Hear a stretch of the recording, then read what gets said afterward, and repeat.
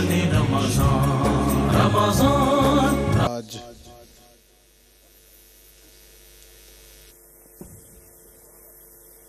سترویں پارے سے سورۃ الانبیاء کی آیت نمبر 51 سے لے کر سورت مکمل ہوئی۔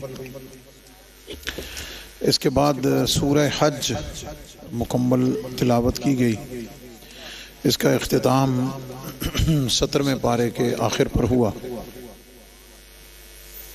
18ویں پارے کے آغاز سے سورۃ المومنون کا آغاز ہوا اور مکمل سورت تلاوت کی گئی، اور اس کے بعد سورۃ النور کی آج 20 آیات تلاوت کی گئیں۔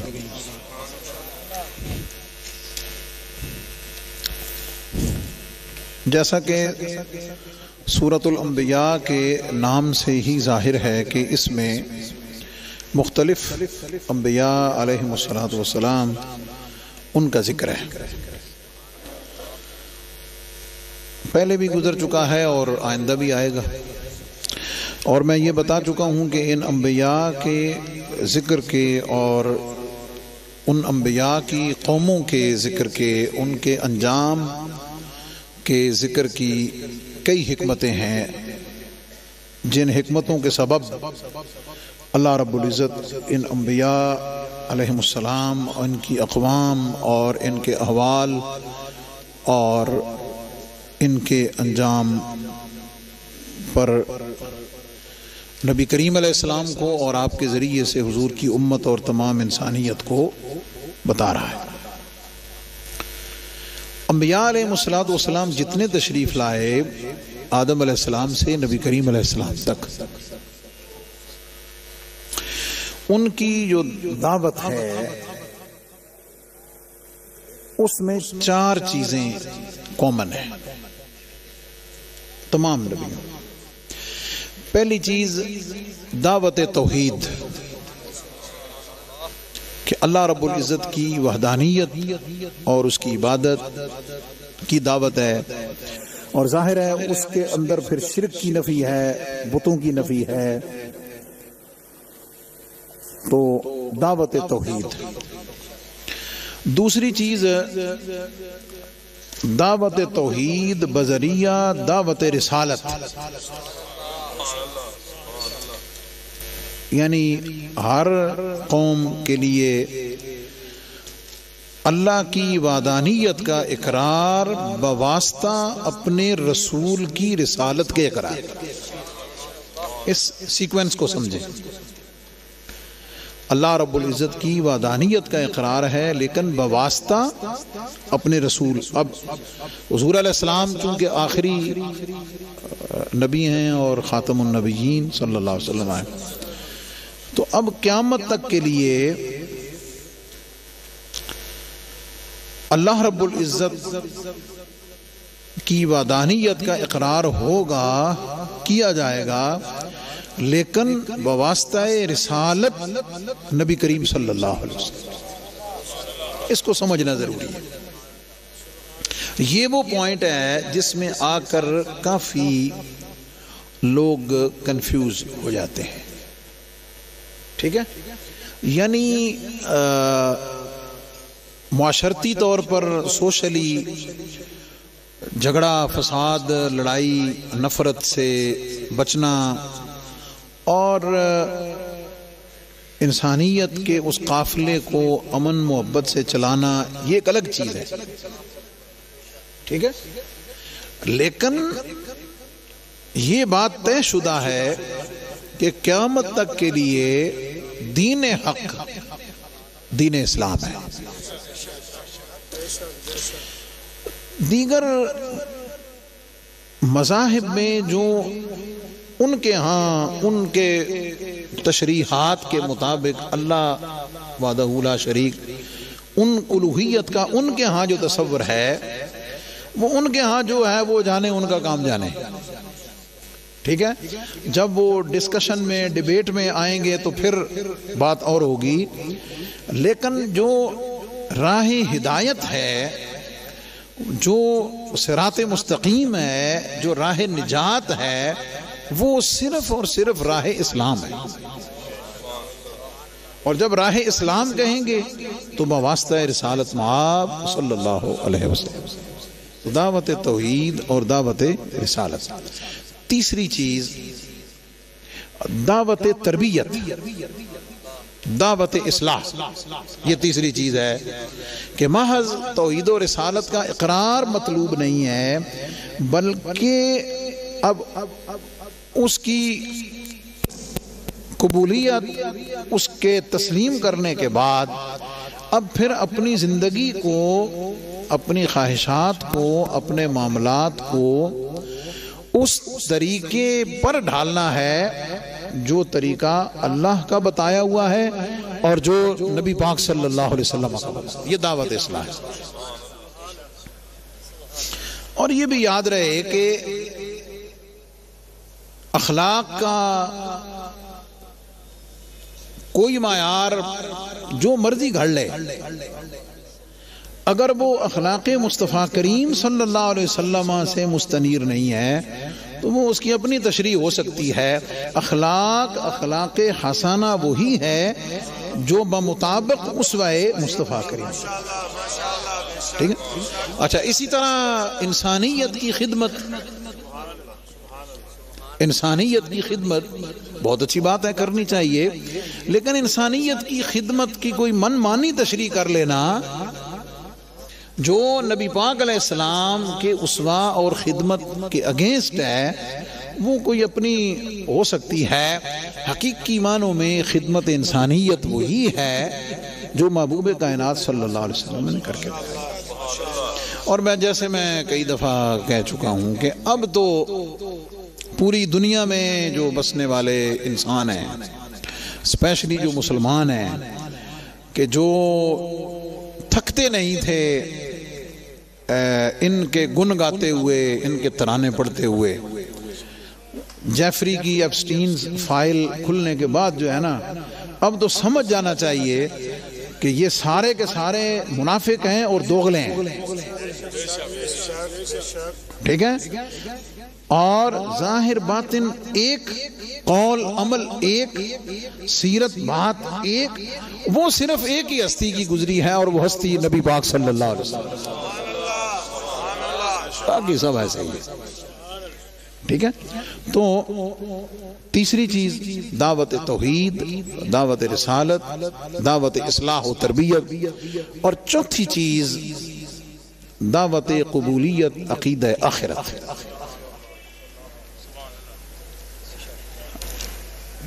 عقیدہ آخرت کا مطلب مرنا، موت تو ہے، لیکن اب جب آپ اس پہ غور کریں تو میں کئی دفعہ سوچتا ہوں بھی مر گیا تو ساڑن دی کی لوڑ ہے بھائی.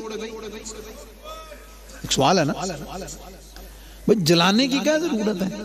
اچھا، پھر صرف ساڑنا ہی نہیں، پھر وہ دی جڑی راکھ ہے انہوں پھر اگے اور خجل کرنا ہے. اس کی کیا وجہ بھائی؟ اپنے تئیں یہ کہ شاید اس طرح کرنے سے اس کے اعمال کے نشان، کردار مٹ جائے گا. نو،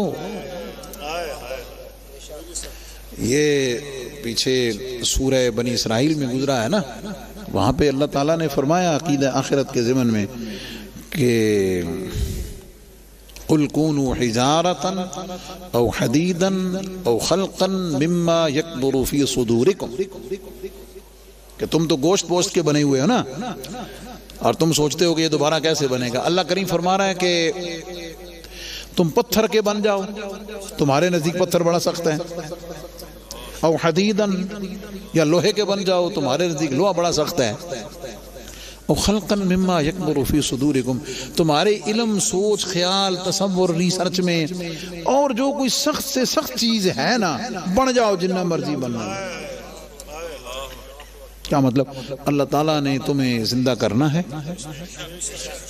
تم راکھ کے ذروں کو بھی کائنات میں بکھیر دو، ساڑ کے سواں بنا دو، راکھ بنا کر اس کے ذرے کو تم پوری کائنات میں بکھیر دو. رب کائنات ایک لفظ کن سے ان ساری چیزوں کو جمع کر کے اس نے کر دیں. اور اگر آپ کو یاد ہو، پیچھے گزرا سورہ آل عمران میں حضرت ابراہیم علیہ السلام نے جب اللہ تعالیٰ سے پوچھا بھئی تو کیسے رب ارنی کیف تحیی الموتى، مردوں کو تو کیسے زندہ کرے گا؟ اللہ نے تو اس کے سامنے وہ پریکٹیکل آپ کہہ لیجئے سامنے کر کے بتایا.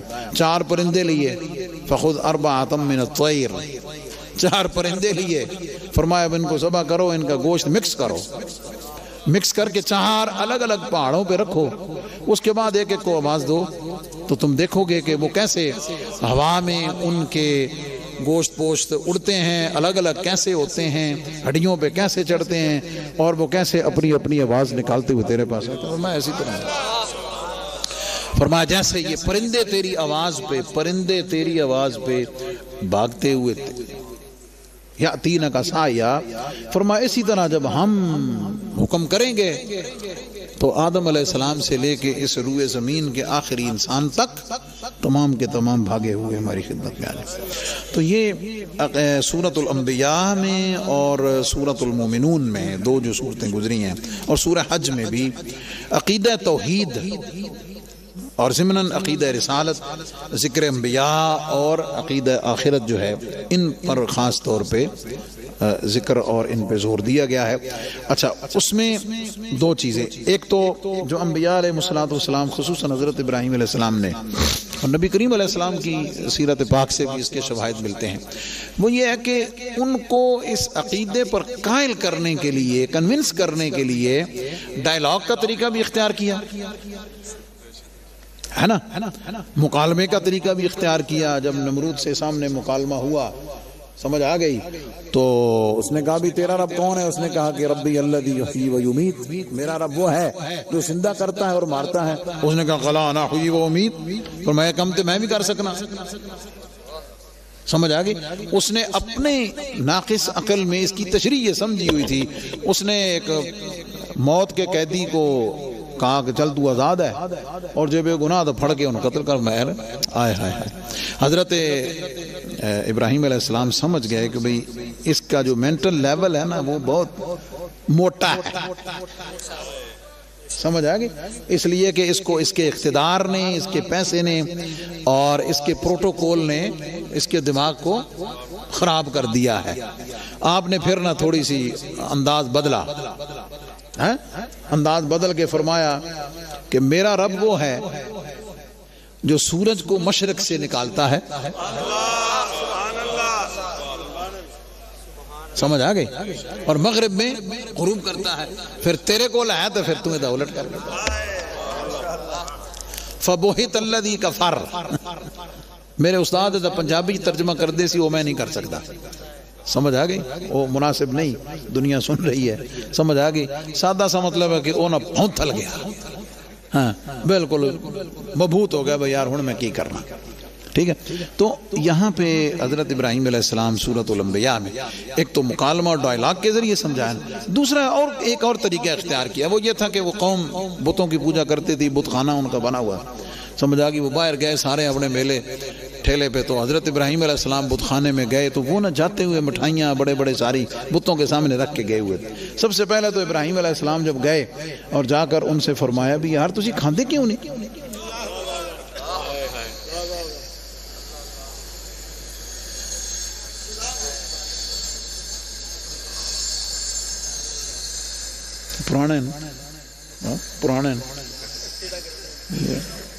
پرانے تو کھاندے کیوں نہیں بھائی؟ پھر حضرت ابراہیم علیہ السلام نے کلاڑا لیا، کسی کا ہاتھ توڑا، کسی کا ناک توڑا، کسی کی ٹانگ توڑی، کسی کی آنکھ پھوڑی، اور جو سب سے بڑا بت تھا نا وہ کلاڑا وہ موڑے ہوتے رکھ دیتا. یہ بھی قوم کو سمجھانے کا انداز تھا. یہ خیال ہے. جب قوم واپس آئی انہوں اپنے خداوند حشر تک کیا سمجھ آ گئی. آئے ہائے ہائے. انہوں نے پتہ کرو کیتا کہ نہیں. قالوا سمعنا فتى يذكرهم يقال له ابراہیم. فرماتے ہیں پوری قوم میں ایک ابراہیم ہی ہے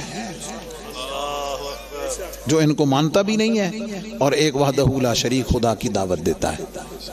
ٹھیک ہے. لے کر قالوا فأتوا به على اعین الناس. میں لے کر آؤ بھائی. تو لے کر آئے تو آپ نے ان سے پوچھا ہاں بھائی ابراہیم یہ تو نے کیوں کیا ہے؟ قالوا اانت فعلت هذا بآلهتنا یا ابراہیم، اور یہ تو نے کیا ابراہیم؟ قال بل فعله كبيرهم، فرمایا جڑا بڑا جے نا انہیں کر کے تو موڈے ہوتے تیرا کہہ رہے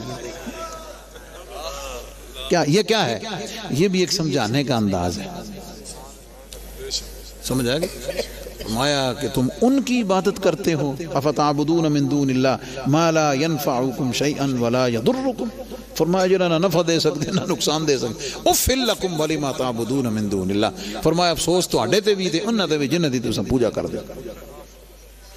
پھر انہوں نے کہا بھی اچھا یہ بھی ایک عجیب بات ہے، بجائے سمجھنے کے، بجائے سوچنے کے اور بجائے ایکسیپٹ کرنے کے، سمجھ آگئی؟ ایک بڑی عقلی اور بدیہی دلیل تھی، بجائے اس کو ایکسیپٹ کرنے کے، تسلیم کرنے کے، پھر اپنی طاقت تے آ گئے جناب، بدماشی تے آ گئے، فرمایا اور تو کوئی حل نہیں، ابراہیم علیہ السلام ان کو پکڑ کے آگ میں ڈال دو، سمجھا؟ وہ حدیث پاک میں، قرآن پاک میں بھی ہے، قالوا حرقوه وانصروا آلهتكم ان کنتم فاعلین، فرمایا جب وہ ڈال دیا نا اس میں، اللہ اکبر، فرمایا پھر واللہ غالب علی امرہ، اللہ کا حکم غالب آتا ہے، فرمایا قلنا یا نار کونی بردا وسلاما علی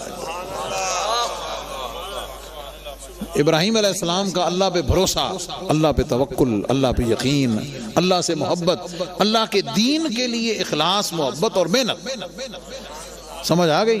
وہ آپ سوچیں تو صحیح کہ وہ آگ اتنی انہوں نے لمبی چوڑی جلائی، روایات میں ہے کہ اس کے اوپر سے کوئی پرندہ نہیں گزرتا تھا تو جل کے گر جاتا تھا، اتنی اس کی ہیٹ تھی۔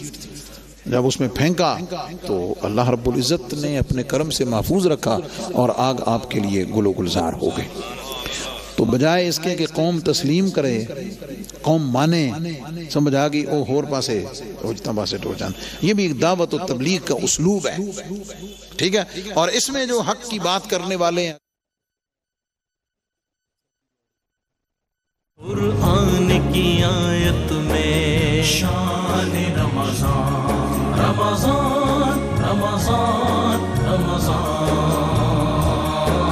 شان رمضان، شان رمضان، شان رمضان، شان رمضان، رمضان رمضان رمضان، شان رمضان، شان رمضان، شان رمضان، شان